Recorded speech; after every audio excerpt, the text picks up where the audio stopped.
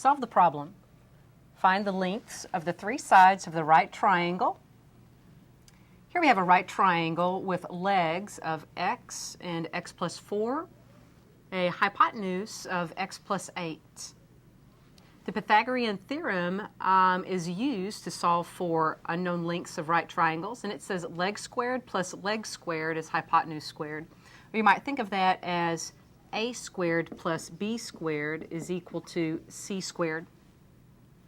Well, let's let a be that variable x, b x plus 4, and c x plus 8. So we have our equation in terms of x. Let's solve it. I'm going to go ahead and solve it by beginning to square each of these binomials. So as our next step, let's write x squared plus x plus 4 times x plus 4 is x squared, plus our inner and outer products are both 4x. 2 of those gives 8x, plus 4 times 4, or 16, is equal to x plus 8 quantity squared is our first term squared, x squared, plus 2 times our inner and outer products. 2 times 8x is 16x, plus 8 squared, or 64. Now let's put this quadratic equation in standard form. I'm going to move terms over to the left-hand side. On the left we have 2x squared minus x squared gives a 1x squared. We have an 8x on the left.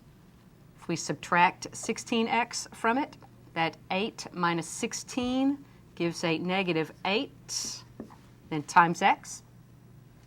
Let's also subtract 64 from both sides. 16 minus 64 is a negative 48. We've got our quadratic equation in standard form, and this is going to factor, so let's use the factoring method. That factors as two binomials with leading terms of x. Factors of negative 48, they're going to make this work, are a minus 12 and a plus 4. Quickly checking our inner and outer products, negative 12x plus 4x gives that middle term negative 8x. So now for our zero factor property, x minus 12 is equal to 0, or x plus 4 is equal to 0.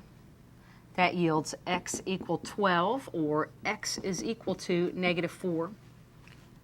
Now, remember that we're solving for sides of a triangle.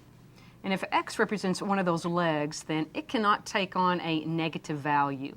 So we're going to, right off the bat, reject negative 4 as a possible solution, a length of a leg of a triangle.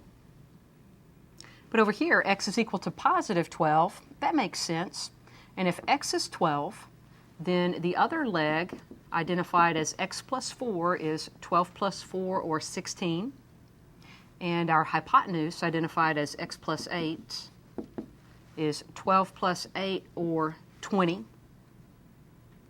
Let's quickly check to make sure that these lengths satisfy the Pythagorean theorem.